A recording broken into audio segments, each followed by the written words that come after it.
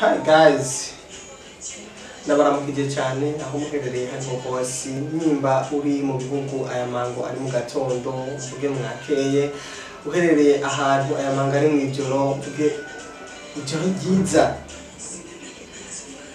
N'umunsi mfite umutumire wanyu, umutumire wacu, umutumire akoresha cyane Facebook, umutumire akoresha cyane amashusho media. N'umunsi dufise ibibazo kanaka dushaka kumubaza, nibaza nawe uba uri muri abo bantu bafise ivyo bibazo. Ntucererwe, karibu dukurikirane kugira ngo nawe ubarize ivyo bibazo. Ntuze kwibagira kugira subscribe, like, comment na share kugira ngo n'abandi babashe kwibariza ivyo bibazo. Comment nyinshi. N'umunsi dufise umutumire wacu ni Olivier, akoresha cyane social media. Araza kutubwira inyungu avyungukamwo, uruhombo abihombamwo, ama avantage aronka na desavantage. Eka namaze konvya nizosi vyaronkamwo n'ivyo yoba ataronka byose mu vyitegeko za kubironka muri no video. Imbere ya kamera muri kumwe na Fifi, kama uriko arabaha interview ni excellent. Kwa dufise umutumire wanyu ni Olivier. Karibu Olivier muri interview yacu. Amakuru yawe Olivier? Nimpore ndiyumva neza kuba mwampisemo uno munsi nkabandi hano mu kiganiro cyanyu. Ndiyumva neza cyane. Olivier, wowe uri mu bantu bakoresha cyane social media. Nibaze yuko utoshobora kumara amasaha 2 canke 15 utari kurakoresha social media. Nigihe mpamvu utoshobora gukora ibindi bintu ukareka ku ruhande social media, mbere nakandi kazi woba ufise canke kuri Facebook barakwishura, hari inyungu wewe ubironkamo? Ego ni kuvuga n'ubu twariko turaganira nari ku murongo, turiko turandikirana n'inshuti n'abagenzi. Ego kenshi ndi umuntu wa mbere novuga nkoresha internet kubikwiye, haba zawe Instagram, Facebook, WhatsApp, imo n'indi mihora yose. Ibyo nibibuga kenshi mba ndiko mu kuganira n'abantu ndetse no kurondera ko n'ubumenyi kanaka burenze. Ego byinshi turaza kubiganira, ndibaza ibibazo byose mumbaza nditegura kubibishura nta kibazo. Olivier, uravuze ikintu ngaha, umbwiye ngo uraronkera ko n'ubumenyi. Wewe woba uronka ubumenyi nyabaki kuri social media? Kumbure hari abantu bariko baratwumviriza bifuza kumenya ati uyu muntu aronka ubumenyi nyabaki kuri social media. Mbeho ahubwo bumenyi bugufasha iki muri byose kugira ngo utakoresha social media nawe amenye ati uko ayikoresha, kumbure nyimba atari bwaronka ko ubumenyi akwiye kuyikoresha kugira ngo bimuhe inyungu kanaka? Ego kenshi igituma umuntu dukoresha internet ni kuvuga icambere ubumenyi bwa mbere ushobora kuronka. Hari ibintu ushobora kuba womenya utomenye. Dufate nk'akarorero, ndashobora kumenya ibihe birabera muri Canada nicaye muri Afrika, nkamenya ibihe biraba muri Norvege nicaye muri Afrika. Ibyo nibwo buhinga ngezeho mu kumenya no gutahura mu gihe ndi kuri internet. Olivier, byiza cyane. Mbeho wewe uriko urakoresha Facebook cyane rwose, ndibaza umwanya munini cyane. Nakunda kugukurikirana cyane kuri konti yawe ya Facebook. Urafita abantu batari bake bagukurikirana, batari munsi y'igihumbi, kandi ego kweri baragukurikirana. Wibaza ko bajya abantu bose bagukurikirana kubera iki? Muri abagenzi kubera iki? Kubera ubafasha iki? Ego ni kuvuga gato ndafise nk'abagenzi bashika 4,000 kuri Facebook. Ni kuvuga bose si kuvuga ngo bose bamfitiye akamaro, muga bivanye nuko na niyi monetization turimo yo gukoresha urubuga cyane. Akenshi tuja kuri Facebook mu gihe uri kwarondera amafoto abereye, si tuyabigeme. Nigake uzosanga umuntu aje ku rubuga ariko araraba amafoto y'abajene nkawe, nk'abahungu par exemple, ariko kenshi benshi uzosanga ariko ararondera amafoto y'abakobwa, ugaca usanga ifoto abonye arayikunze agaca agenda akayisaba ubugenzi. Mu gihe uwo muntu amuhaye ubugenzi abarose akaryo keza kuganira bikwiye kandi byoroshe. Uravuze ikintu gikora k'abantu benshi kandi abantu baze ko abajene benshi cyane icyo kintu bakunda kuba bakiriko uvuze ngo abantu benshi baragenda bakabona ifoto z'abakobwa beza hama bakabasaba ubugenzi barabaha ubugenzi bigatuma babandanya kugiranira ibiganiro nabo wewe nawe uba uri muri abo bantu baraba ifoto z'abakobwa beza cyangwa nabo mu guha ubugenzi umuntu muza kuraba ifoto yiwe ya profile ikintu yerekeye n'ukuntu isa n'ukuntu imeze hama ukabona kumuha ubugenzi? Yego cyane, ni kuvuga kenshi jewe yo ngiye kuri Facebook manza kuraba liste y'abantu basanzwe bakoresha Facebook. Ni kuvuga hari ifoto nshobora kubona ikankora ku mutima. Iyo niyo cantora nka musaba ubugenzi.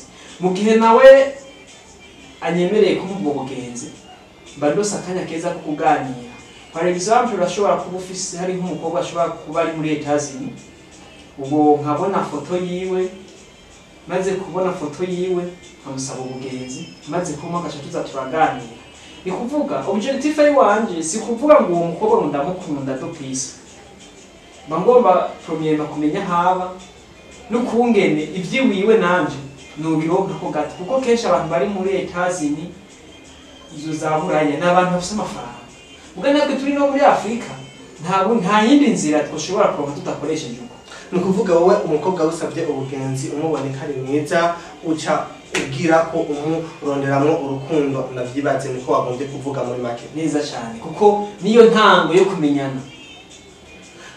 Nibatse kugeza iyi saha nyimba abo bonye basaba ubugenzi ufita abakunzi benshi cyane bo ufita kuri Facebook benshi n'abigeme nizihe nyungu biguhamo kandi buri mwigeme umwiganira yuko kamubwira ko umukunda navyibaze? Yego cyane, kandi ukamwizeza neza na neza ko azobu wawe ijana kwijana na serious mbere ndashobora kumara iminsi 3 yuko tuba tubana. Ndavyumva mwebwe mwarabironkeyemwo ubutunzi kanaka mbehoho ko uyu mukobwa muba mukundanye uba umuzi.